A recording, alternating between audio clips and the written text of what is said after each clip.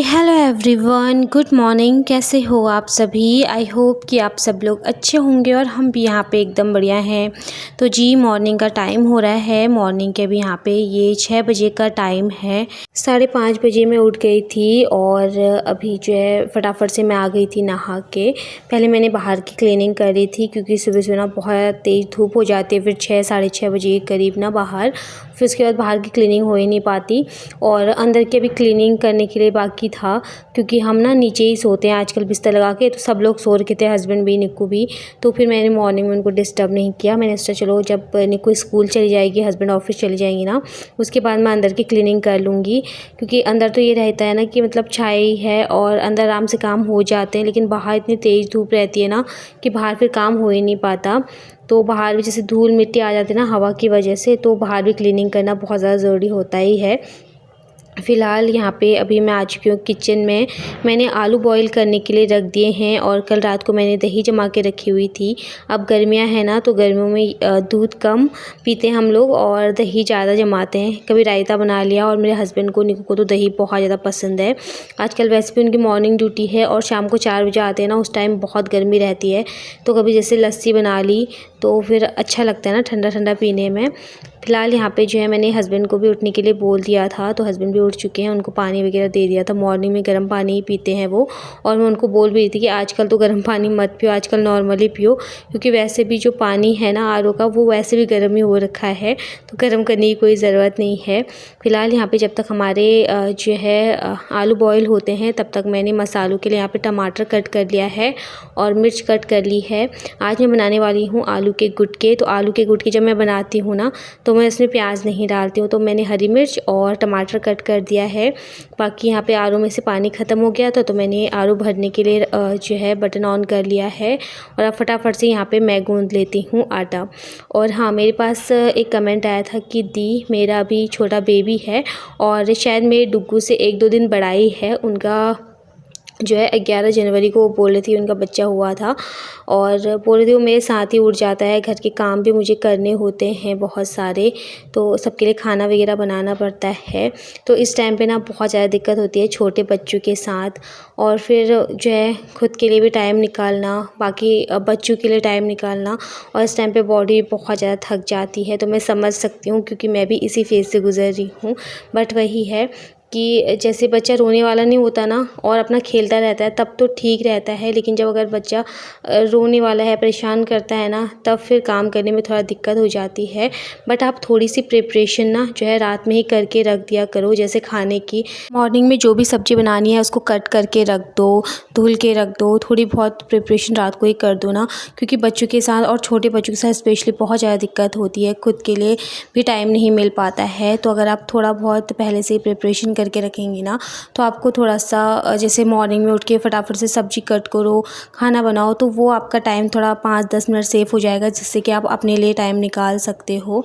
बाकी जब बच्चे परेशान करने वाले होते हैं, रोने वाले होते हैं ना, तब तो बहुत ज़्यादा दिक्कत हो ही जाती है, मैं समझ सकती हूँ। बाकी दुगुना परेशान नहीं करता है, वो उठ भी जाता है ना, वो उठते ही अपने खेल में लग जाता है, मतलब इधर उधर देख के बातें करेगा, खेलेगा, तो वो मुझे ज़्यादा परेशान नहीं करता है। इस वजह से जो है ना मुझे खुद के लिए भी थोड़ा टाइम मिल जाता है मॉर्निंग में जल्दी उठ के। और फ़िलहाल जी चलिए यहाँ पे जो है नाश्ता वगैरह मैंने बना दिया था। हस्बैंड को नाश्ता करा के उनका टिफ़िन रेडी करके उन्हें भेज दिया था ऑफ़िस के लिए। फिर उसके बाद मैंने निक्कू को रेडी किया और उसको नाश्ता कराया, उसका टिफ़िन पैक करके फिर उसको मैं चली गई थी स्कूल छोड़ने के लिए। बस उसको अभी स्कूल से छोड़ के आई और फिर मैंने फटाफट से यहाँ पे कपड़े सुखा लिए थे। डुग्गू सोया हुआ ही था, उसको मैं सुला के गई थी। तो छोटे बच्चों के साथ ना थोड़ा सा काम मैनेज करने में दिक्कत तो होता है, बट क्या करें, अपने काम तो करने ही होते हैं ना। और मेरे पास ना एक कमेंट और आया था कि दी आप ना निक्कू का भी रूटीन हमारे साथ शेयर करना, क्योंकि उनका भी जो है ना अभी शायद न्यूबॉर्न बेबी हुआ है, और बोल रहे थे कि उनका बच्चा भी ना अभी 7 साल का है। तो आप दोनों बच्चों के साथ कैसे मैनेज करते हो, ये हमारे साथ शेयर करना उसका रूटीन। तो मैं कोशिश करूँगी, बस इसी तरीके से जो है ना सारी चीज़ें मैनेज करके चलनी होती है। जब उसको लाने और ले जाने का टाइम होता है स्कूल का, तो मैं उसको सुला के जाती हूँ, और वो सोया भी रहता है, अभी तक तो सोया रहता है, लेकिन फिर बाद में देखते हैं, बाद में तो फिर बच्चों की नींद भी कम हो जाती है ना। लेकिन वही है, अकेले में तो सब कुछ मैनेज करना ही पड़ता है ना। बच्चों के साथ उसका स्कूल भी मैं नहीं छोड़ सकती और ना ही डुग्गू की चिंता और केयर करना मैं छोड़ सकती हूँ।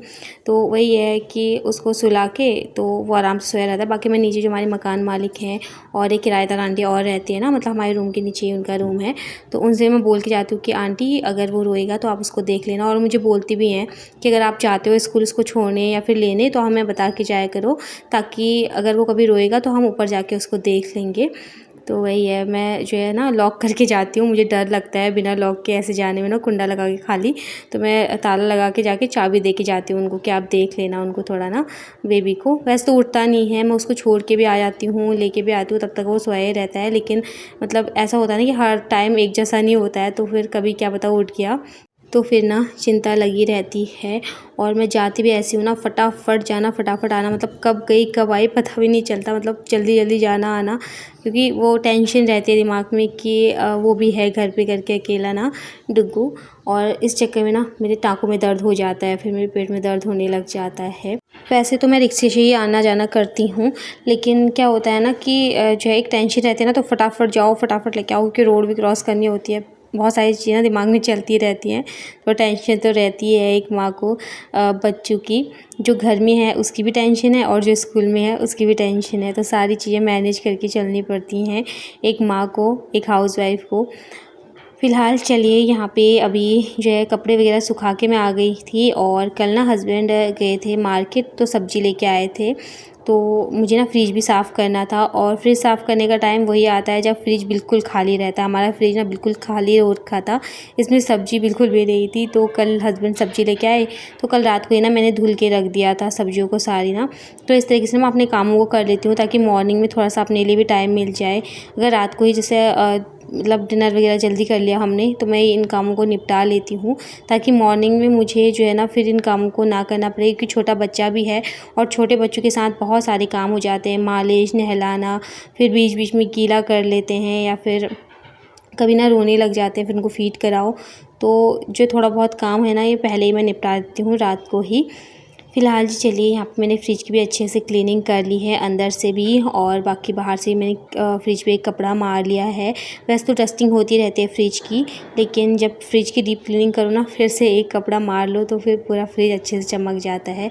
फ्रिज की क्लीनिंग वही 1-2 दिन छोड़ के मैं करती रहती हूँ, क्योंकि निक्कू है घर पे, तो फिर कभी वो हाथ लगा लेती है खाने के, मतलब कुछ भी खाते तो हाथ लग जाता है। कभी ऐसे फ्रिज खोला तो, और कभी मैं फ्रिज खोलती हूँ तो मसालों के हाथ ऐसे लग जाते हैं ना, तो डस्टिंग करना भी ज़रूरी है। झाड़ू वगैरह लगता है तो धूल वगैरह भी उड़ जाती है। फ़िलहाल चलिए, यहाँ पे मैंने फ्रिज अच्छे से क्लीन कर लिया है। फ्रिज में से जो भी कूड़ा निकला वो मैंने नीचे से उठा लिया है साफ़ करके। और बाकी देखिए यहाँ पे इतना काम निपटा था, तब तक डुग्गू ने गंदा कर दिया था, तो इसको भी साफ़ करके लेके आते हैं। तो बीच बीच में आधा काम छोड़ के ऐसे बच्चों के साथ जाना पड़ता है, और काम इस तरीके से मैनेज होते हैं। और अभी ना गर्मी होने लग गई थी, आज तो बहुत ज़्यादा गर्मी थी, तो वो रो रहा था गर्मी की वजह से ना। तो मैंने उसको ना एक अंदर की जो कॉटन की बनियान होती है ना, सैंडो, वो पहना रखी है, साथ में निक्कर। ऊपर वाला रूम है ना, थोड़ा सा गर्मी हो ही रही है, और अगर इसके पास चल जाओ या फिर इसके सामने खड़े हो जाओ ना, तो ये बातें करने लग जाता है। तो मैंने इसको बाय बाय बोला, मैंने कहा मैं पहले थोड़ा काम कर लूँ, उसके बाद फिर जो है मैं आपसे बातें करूँगी। तो बस यहाँ पे आराम से लेटा हुआ था। और जो सब्जियाँ कल रात मैंने धुल के रखी हुई थी, उनको मैं ये जो बॉक्स है ना फ्रिज का, इसके मतलब जो फ्रिज में बॉक्स आता है उसके अंदर रख दूँगी। हस्बैंड खीरा भी लेके आए थे, खीरा तो मैंने बोला था हस्बैंड को आप लेके ही आना, क्योंकि क्या होता है ना इस टाइम पे, या फिर सैलेड खा लो। मुझे तो ज़्यादातर सैलेड ही इसका पसंद है, खीरे का रायता मुझे इतना पसंद नहीं है। मुझे रायता ना बूंदी का ही अच्छा लगता है, नहीं कोई बूंदी का रायता अच्छा लगता है। मेरे हस्बैंड को अच्छा लगता है इसका रायता ना, और मुझे सैलेड में अच्छा लगता है। फ़िलहाल जो है फ्रिज भी चमक चुका है, सब्जियों को भी मैं अच्छे से उनकी जगह पर अरेंज करके रख दूँगी। फ्रूट में रख दूँगी फ्रिज में, क्योंकि आजकल जैसे निकालना फ्रिज से एकदम ठंडा ठंडा खाने में ही अच्छा लगता है, और फिर बाहर ना गर्मी की वजह से ख़राब भी होने लग जाते हैं। और यहाँ पे ये टमाटर लेके आए थे हस्बैंड, तो टमाटर भी मैं रख दूँगी। और बाकी ऊपर वाला जो ये है ना, इसमें मैं जो है रखती हूँ, जैसे ये सोया सॉस है, विनेगर है, और सॉस तो मैंने इसी बार हस्बैंड ने मंगाया था। बड़ी मुश्किल से जिद करके मंगाया था, वरना मेरे घर में सॉस कभी आता ही नहीं है। हस्बैंड बहुत डांटते हैं कि ये सारी चीज़ें ना अच्छी नहीं होती हेल्थ के लिए।